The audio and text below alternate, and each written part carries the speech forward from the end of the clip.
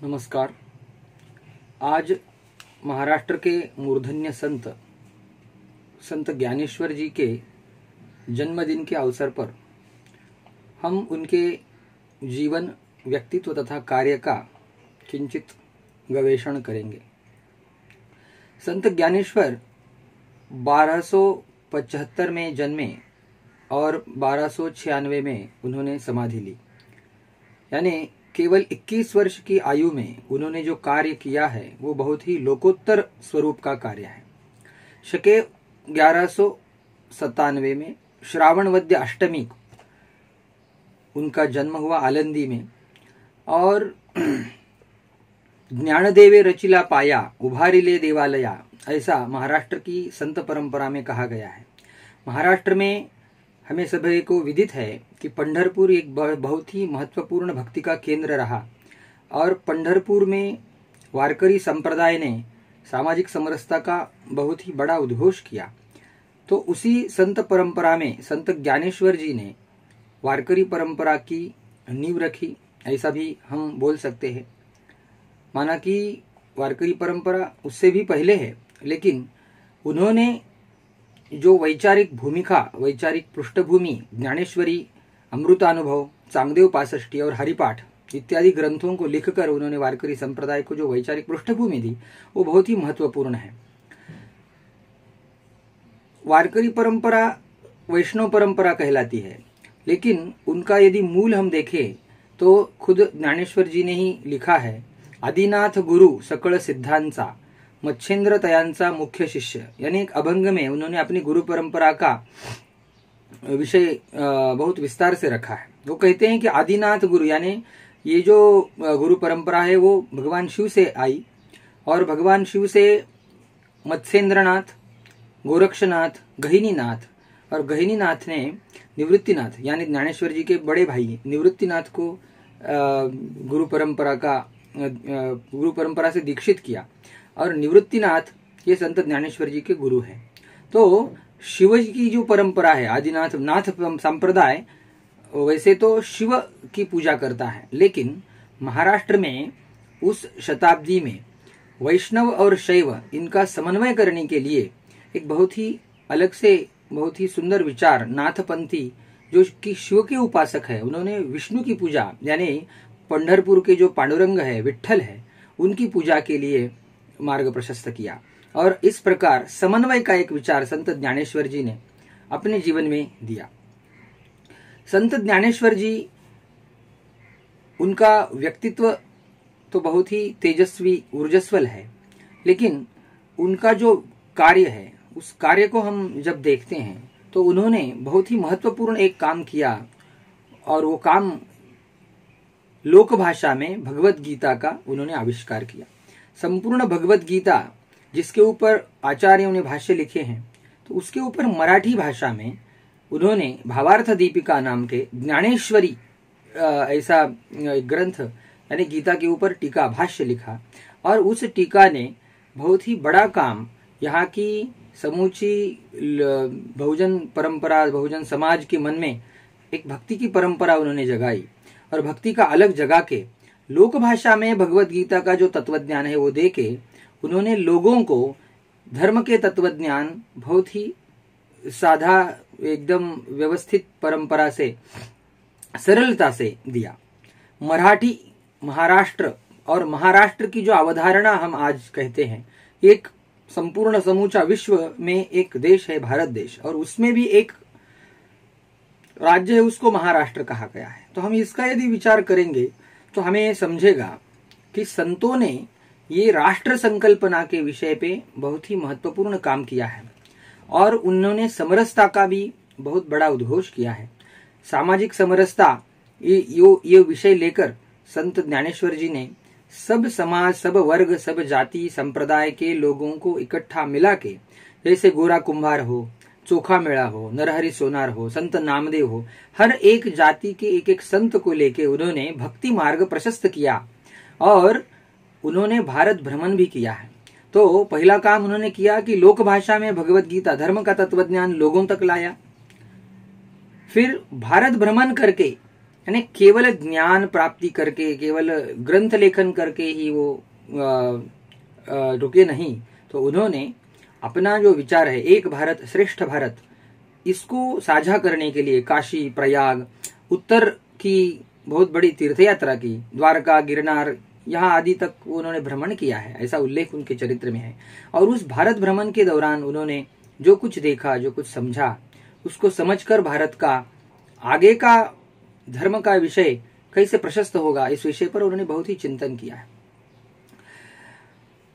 उनके ग्रंथ जो है उसमें से ज्ञानेश्वरी जो है वो भगवत गीता के ऊपर भाष्य है। गीता में मूल 700 श्लोक है और ज्ञानेश्वरी में 10,000 से ज्यादा ओवी छंद में उसके ऊपर उन्होंने भाष्य किया है। जैसे हम तुलसीदास जी की चौपाई बोलते हैं, वैसे ही मराठी छंद में ओवी करके एक छंद है और उसमें उन्होंने ये लेखन किया है। तो गीता के ऊपर जो उन्होंने स्वतंत्र प्रज्ञा का एक आविष्कार अपने ज्ञानेश्वरी ग्रंथ में किया है और सनातन धर्म का एक वैश्विक स्वरूप उन्होंने उस विषय में प्रतिपादित किया है। हम कहते हैं कि आज हम ग्लोबल विलेज हो गए हैं, विश्व एक छोटा सा घोंसला बन गया है, हम ऐसे बोलते हैं। लेकिन हम ज्ञानेश्वरी का यदि चिंतन करें तो उन्होंने वहां लिखा है कि हे विश्वची माझे घर, ऐसी मती जयाची स्थिर, किंबहुना चराचर आपणचे जाहला। 800 साल पहले एक संत हे विश्वची माझे घर ऐसा विचार देता है, यानी ये संपूर्ण विश्व मेरा घर है। यानी संतों की जो वैचारिक कल्पना है, वैचारिक अभिरुचि है, वैचारिक जो उसकी बैठक है, ये बहुत ही विशाल स्वरूप की लिखती है। और यही कारण है कि संत ज्ञानेश्वर ने जो वैचारिक विचार मंथन का जो महाराष्ट्र में दौर आगे चला, उसका सूत्रपात ज्ञानेश्वर जी ने अपने ग्रंथ में किया है। और कहते हैं कि ज्ञानेश्वरी ग्रंथ आया और उसके बाद लोगों ने धर्म के विषय पर अपनी भाषा में जानना शुरू किया। ज्ञानेश्वरी के बाद उनका एक बहुत महत्वपूर्ण वैचारिक ग्रंथ है, उसका भी नाम है अमृतानुभव। यानी जो उनका अनुभव अमृत जैसा है, उस अमृतानुभव को उन्होंने साझा किया है और अद्वैत वेदांत की जो सिद्धांत है अद्वैत वेदांत का, उसका प्रतिपादन उस विषय में किया है। और इनका जो तत्वज्ञान है, केवल संत थे ऐसे नहीं, वो केवल कवि थे ऐसे भी नहीं, वो एक तत्वज्ञ संत कवि थे। ऐसे बहुआयामी व्यक्तित्व ने बड़ा ही महत्वपूर्ण काम करके पसायदान, हम रोज कहते हैं पसायदान करके एक उन्होंने प्रार्थना की है। पसायदान में उन्होंने लिखा है कि संतों ने कैसे, यानी संत पुरुषों ने कैसे बर्ताव करना चाहिए, कैसे करते हैं वो। और उन्होंने वो उसमें लिखा है कि चला कल्पतरुंचे आरव, चेतना चिंतामणीचे गाव। यानी वो बोलते हैं कि ये जो संत पुरुष है, एक बार ज्ञानोत्तर भक्ति, इस विषय पर उन्होंने चिंतन करते हुए लिखा है कि संत को या भक्त को पहले ज्ञान प्राप्ति होनी चाहिए और ज्ञान प्राप्ति होने के बाद ज्ञानोत्तर भक्ति का उन्होंने प्रतिपादन किया है। यानी ज्ञान खुद को मिलने के बाद समाज में जाना है और लोगों में जाके काम करना है। ये बहुत ही महत्वपूर्ण संदेश संत ज्ञानेश्वर जी ने अपने जीवन में 21 साल की उनकी आयु में उन्होंने संपूर्ण भारत भ्रमण करके इतना सारा लोकोत्तर लेखन करके यही एक समरसता का उद्घोष का एक अलग जगाया। और उन्होंने कहा है कि संत पुरुषों ने लोगों तक जाना है और उनमें जाके भक्ति का अलग जगाना है। क्योंकि संत ज्ञानेश्वर जी ने ये जो जब ग्रंथ रचना की थी, उस समय इस्लाम का आक्रमण उतना महाराष्ट्र में हुआ नहीं था, उनके बाद फिर वो चालू होने वाला था। इसलिए हम उनके वाङ्मय में जब देखेंगे तो उर्दू, फारसी ऐसे शब्दों का ज्यादा चलन नहीं है, जैसा चलन ज्ञानेश्वर, तुकाराम, एकनाथ आदि जी के ग्रंथों में दिखता है। ज्ञानेश्वरी की जो भाषा है वो बहुत ही सुंदर मराठी भाषा है। और अमृतानुभव इस ग्रंथ में उन्होंने वेदांत का विषय रखा।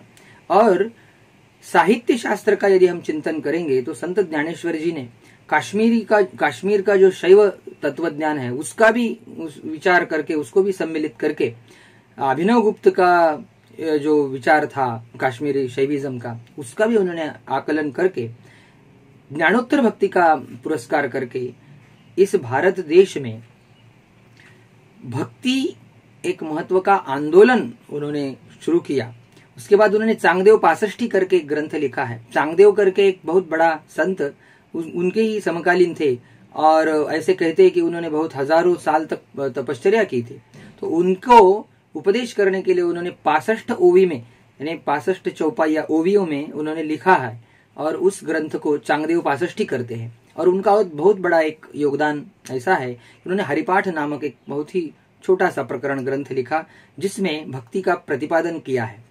अब पंढरपुर जाने वाले हजारों वारकरी जब चलते हैं, मार्गस्थ होते हैं, तब उनको कहने के लिए अभंगों की रचना उन्होंने की है और हरिपाठ के बाद 900 उनके अभंग प्रसिद्ध है संत ज्ञानेश्वर जी के। उनमें से बहुत सारी विरहिणी, यानी जिसका हम उसकी तुलना या उसका समानता उत्तर भारत के जो संत है मीराबाई है और अन्य संत है उनके साहित्य से, या दक्षिण के अलवार, नायनमार, इनके वांग्मय से भी हम उनकी उसको साम्यता देख सकते हैं। तो संत ज्ञानेश्वर जी ने सामाजिक समरसता का एक बहुत बड़ा उद्घोष करके लोगों तक, जन जन तक सनातन धर्म के मूल तत्वज्ञान को अपनी भाषा में बता के, हर संप्रदाय के, हर जाति के एक एक संत को लेके उनको अधिकार देके धर्म का बड़ा जागरण किया। एक भारत श्रेष्ठ भारत का विचार करके संपूर्ण भारत भ्रमण किया। लोक भाषा में भगवत गीता का विचार दिया और ज्ञानोत्तर भक्ति यह विषय का भी उन्होंने बहुत ही बड़ा बखान किया। और ज्ञान प्राप्ति होने के बाद समाज में जाके धर्म का कार्य करना चाहिए, इस विषय पर संत ज्ञानेश्वर जी ने संपूर्ण आयु खपा दी और 21 साल की उम्र में उन्होंने समाधि, यानी कार्तिक वद्य त्रयोदशी 1218 में उन्होंने समाधि ली। तो ऐसा एक बहुत ही महत्वपूर्ण लोकोत्तर जीवित्व हमारे सामने आज की पीढ़ी के लिए अध्ययन चिंतन करने के लिए महत्वपूर्ण है। और वारकरी परंपरा में कहते हैं कि ज्ञानदेवे रचिला पाया उभारे ले देवालया, यानी ज्ञानेश्वर जी ने नींव रखी इस वारकरी परंपरा और ये जो व्यक्तित्व और आगे छत्रपति शिवाजी महाराज और अन्य संत क्रांतिकारकों का जो जमावड़ा महाराष्ट्र में आया, उसका एक महत्वपूर्ण वैचारिक उसको पृष्ठभूमि देने का बहुत ही बड़ा काम संत ज्ञानेश्वर जी ने किया। तो उनके जीवन का अध्ययन हमें सबको करना चाहिए और उनके जयंती के अवसर पर उनको कोटि कोटि प्रणाम। नमस्ते।